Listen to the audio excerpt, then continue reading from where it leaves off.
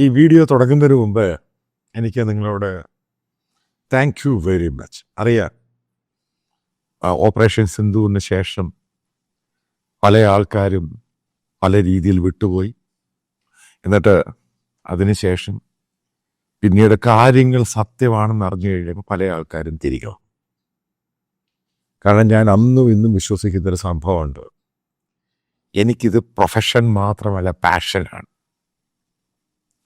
അതുകൊണ്ട് തന്നെയാണ് ഞാനിത് കൂടുതൽ ഹോംവർക്ക് ചെയ്ത് ഹാർഡ് വർക്ക് ചെയ്ത് തന്നെയാണ് ഞാൻ ഈ പ്രൊഫഷനുമായിട്ട് മുന്നോട്ട് പോകുന്നത്. അതിരാവിലെ എണ്ണിച്ചിട്ട് മലയാള പത്രങ്ങൾ വായിച്ചിട്ട് വേറെ ട്വിസ്റ്റ് എഴുതി ഞാൻ കഥകൾ ഉണ്ടാക്കുന്നില്ല. അതതിൻ്റെ കാര്യം. ഞാൻ ഈ കഥകളല്ല ഉണ്ടാക്കുന്നത്. പക്ഷെ കഥകൾ ഉണ്ടാക്കുന്നവർക്കാണ് കേരളത്തിൽ ഏറ്റവും കൂടുതൽ പ്രാധാന്യമുള്ളത്. അത് നിങ്ങൾക്കറിയാം. ഇന്നൊന്ന് പറയും, നാളെ മാറ്റി പറയും, മറ്റന്നാൾ വേറൊന്ന് പറയും. ആ ഒരു നിലപാടില്ല. എനിക്കൊരൊറ്റ നിലപാടേ ഉള്ളൂ. അത് പറയുന്നത് വളരെ ഹാർഡ് വർക്ക് ചെയ്ത് ഹോംവർക്ക് ചെയ്ത് പറയുന്നത്. ഇത് പറയാനുണ്ടായ കാരണം, ഞാൻ എന്താണ് രാഹുൽ ഗാന്ധിയെ നേരത്തെ പറഞ്ഞുകൊണ്ടിരുന്നത്. അതായത് പപ്പു എന്നുള്ള വാക്ക് ഞാൻ ഉപയോഗിച്ചിട്ടുണ്ട്. ഇന്ത്യൻ പ്രതിപക്ഷത്തിനും കോൺഗ്രസ് പാർട്ടിയുടെ അധോഗതിയിലോട്ടാണ് രാഹുൽ ഗാന്ധിയും കുടുംബവും കോൺഗ്രസ് പാർട്ടിയെ നയിക്കുന്നത് എന്ന് ഞാൻ പറഞ്ഞിട്ടുണ്ട്. ആ വാക്കുകളിൽ ഞാൻ ഉറച്ചു നിൽക്കുന്നു. പക്ഷെ പിന്നീടുണ്ടായ മാറ്റം, അതായത് ഇലക്ഷൻ കമ്മീഷനുമായി ബന്ധപ്പെട്ട് രാഹുൽ ഗാന്ധി രണ്ടാമത്തെ പത്രസമ്മേളനത്തിൽ വീണ്ടും, ആദ്യത്തെ പത്രസമ്മേളനം ഞാൻ പറഞ്ഞു ഇതിനകത്ത് ആ ആരോപണങ്ങൾക്ക് അത്ര കഴമ്പുണ്ട്, എവിഡൻസ് ഉൾപ്പെടെയാണ് വന്നിരിക്കുന്നത്, അതിനെ ഇലക്ഷൻ കമ്മീഷൻ അഫിഡവിറ്റ് തരിക, ഇതാ കോപ്പ്, ഇതൊന്നും ശരിയായ നടപടിയല്ല. ജനാധിപത്യ ഇന്ത്യയുടെ ഏറ്റവും പ്രധാനപ്പെട്ട ഇൻസ്റ്റിറ്റ്യൂഷനാണ് ഇലക്ഷൻ കമ്മീഷൻ. ഇന്ത്യൻ ജനാധിപത്യത്തെ ഹിംസിക്കുന്നത് തെറ്റാണ്. രാഹുൽ ഗാന്ധിക്ക് മറുപടി കൊടുക്കാൻ അപ്പോൾ കേരളത്തിലെ യൂട്യൂബ് മീഡിയയും അവരൊക്കെ എന്തൊക്കെയാണ് വിളിച്ചു പറഞ്ഞത്. രണ്ടാമത്തെ പത്രസമ്മേളനം വന്നപ്പോൾ അപ്പോഴും ഞാൻ പറഞ്ഞു, ഇതിൽ പ്രസക്തിയുണ്ട്. വോട്ട് കൊള്ള നടന്നിട്ടുണ്ട്, വോട്ട് ഡിലീഷൻ നടന്നിട്ടുണ്ട്. അതേപോലെ ഇൻ്റർനെറ്റിൽ കൂടെ വോട്ട് 36 സെക്കൻഡ് ഇത്ര വോട്ടുകൾ മറ്റുള്ള മൊബൈൽ ഉപയോഗിച്ച് ഇല്ലാതാക്കുന്നുണ്ട്. ഒരു വോട്ടിന് വാല്യൂ ഉണ്ട്. ഒരു സാധാരണ പാവം പിടിച്ചവൻ്റെ വോട്ടിന് വാല്യൂ ഉണ്ട്. ആ ഒരു ദിവസം മാത്രമാണ് സമ്പത്തുള്ളവനും സമ്പത്തില്ലാത്തവനും സ്വാധീനമുള്ളവനും സ്വാധീനമില്ലാത്തവനും ഒന്നാകുന്ന ദിവസം. അതാണ് ജനാധിപത്യം. അതിനെ ഹിംസിക്കരുത്. രാഹുൽ പറയുന്നതിൻ്റെ അകത്ത് കാര്യമുണ്ട്. അതിനെപ്പറ്റി അന്വേഷിക്കണം. ഇലക്ഷൻ കമ്മീഷൻ, ജ്ഞാനേഷ് കുമാർ ഇതേപോലൊരു അവസരവാദിയായ ഒരു മനുഷ്യൻ, ഇന്ത്യൻ ജനാധിപത്യത്തെ ഹിംസിച്ചവനാണ് അവൻ. അയാൾ ഉറപ്പായിട്ടും അയാൾ രാജിവെച്ചാലേ പുറത്താക്കിയിട്ട് ഇയാളെ ജയിലിൽ ഇടണം. അത്ര ക്രൂരതയാണ് കാണിച്ചത്. അവസാനം ഈ സൈൻ, അതായത് ഒരു വോട്ട് ഡിലീറ്റ് ചെയ്യണമെന്നുണ്ടെങ്കിൽ രാഹുൽ ഗാന്ധി പറഞ്ഞ സംഭവത്തിലോട്ട് കൊണ്ടുപോകുന്നത്. അപ്പം കംപ്ലീറ്റ് ആയിട്ട് ഇലക്ഷൻ കമ്മീഷൻ അഡ്മിറ്റ് ചെയ്തു, തെറ്റുപറ്റി, ഡെലിബറേറ്റ് തെറ്റാണ് പറ്റിയിരിക്കുന്നത്. അതായത് മോദി ഗവൺമെന്റിന്റെ മുകളിൽ അടിയാണ് കിട്ടിയിരിക്കുന്നത്. Election commission complete you turn അടിച്ചു.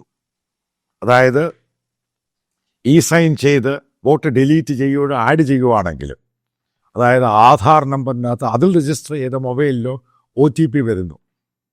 ഇതല്ലേ രാഹുൽ ഗാന്ധി പറഞ്ഞു, ഇതാരാണ് ചെയ്തത്, ഇവിടുന്നാണ് ഇത്രയും നമ്പർ, എവിടുന്നാണ്, ഏത് നമ്പറിലോട്ടാണ് പോയത്, ഇതല്ലേ ചോദിച്ചുള്ളൂ.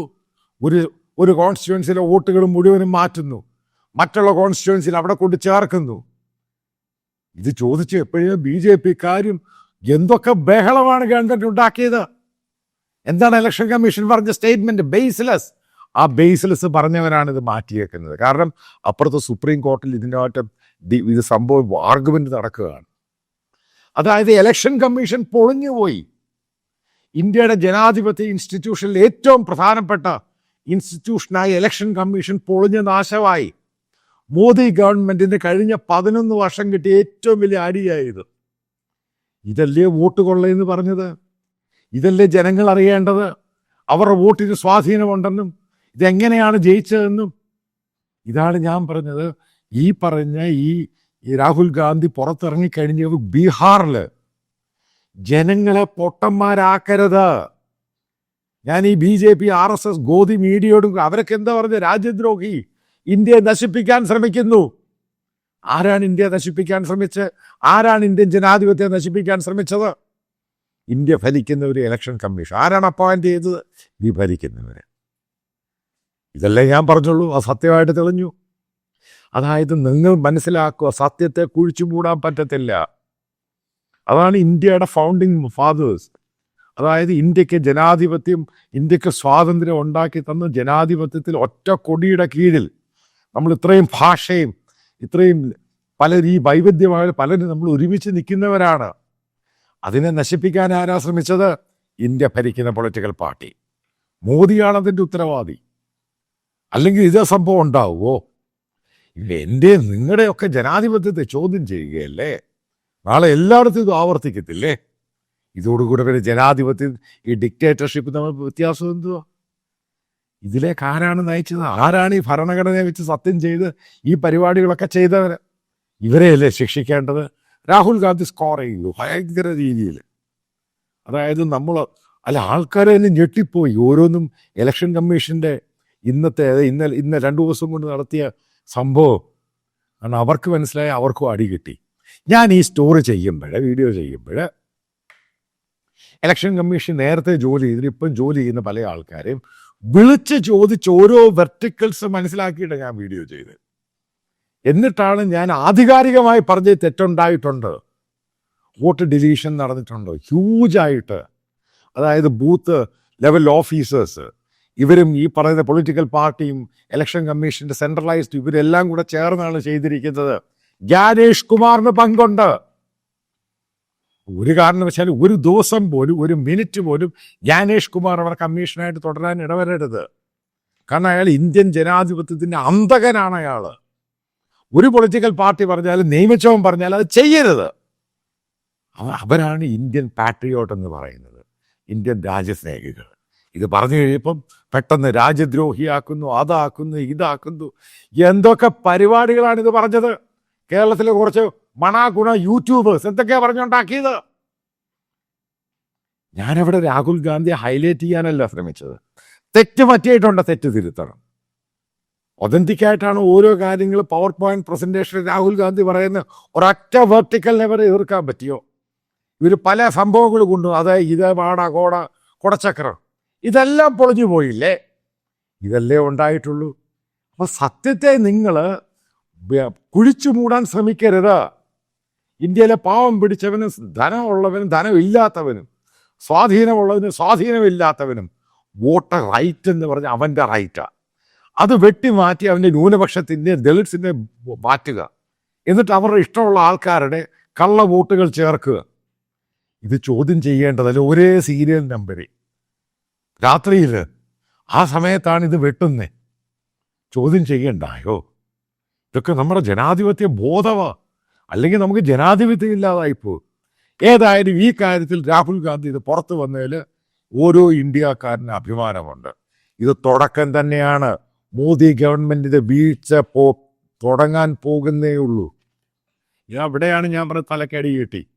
അതായത് ഇന്ത്യൻ ജനാധിപത്യം നശിക്കാൻ ഒരു കാരണവശാലും BJPയോ RSSോ സംഘപരിവാറോ ഈ പറയുന്ന പൊളിറ്റിക്കൽ പാർട്ടി അവരെ സപ്പോർട്ട് ചെയ്യുന്ന ബ്യൂറോക്രസി ഒന്നും വിചാരിച്ചാൽ നടക്കത്തൊന്നുമില്ല.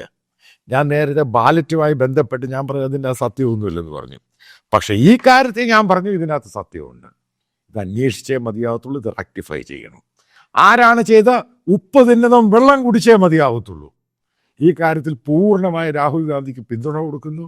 അതേപോലെ അത് പുറത്തു കൊണ്ടുവരാൻ വേണ്ടി ശ്രമിച്ച വലിയൊരു കൂട്ടം ആൾക്കാരുണ്ട്.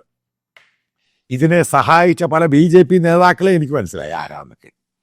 അവർക്കും അഭിനന്ദനങ്ങൾ. കാരണം അവർ മോദിയെ സഹിച്ചിട്ടാണ് രണ്ടും കൽപ്പിച്ച് അവരും രാഹുൽ ഗാന്ധി ഈ കാര്യത്തിൽ സഹായിക്കാൻ ശ്രമിച്ചത്. ഏതായാലും ബീഹാർ വോട്ടെടുപ്പോടുകൂടി ഏതാണ്ട് നരേന്ദ്രമോദിയുടെ ഈ 3ാമത്തെ ടേമിന് ഏതാണ്ട് വിരാമം കുറിക്കുന്ന രീതിയിലോട്ടാണ് കാര്യങ്ങൾ. കാരണം ഇന്ത്യൻ ജനാധിപത്യത്തെ ചോദ്യം ചെയ്തു, ഇന്ത്യൻ പരമാധികാരത്തെ ചോദ്യം ചെയ്തു. അതിന് കൂട്ടുനിന്ന ബ്യൂറോക്രാറ്റ്സ് ഉൾപ്പെടെയുള്ളവർ പണിഷ് ചെയ്യപ്പെടണം. അത് ഓരോ ഇന്ത്യക്കാരൻ്റെ ആവശ്യമാണ്.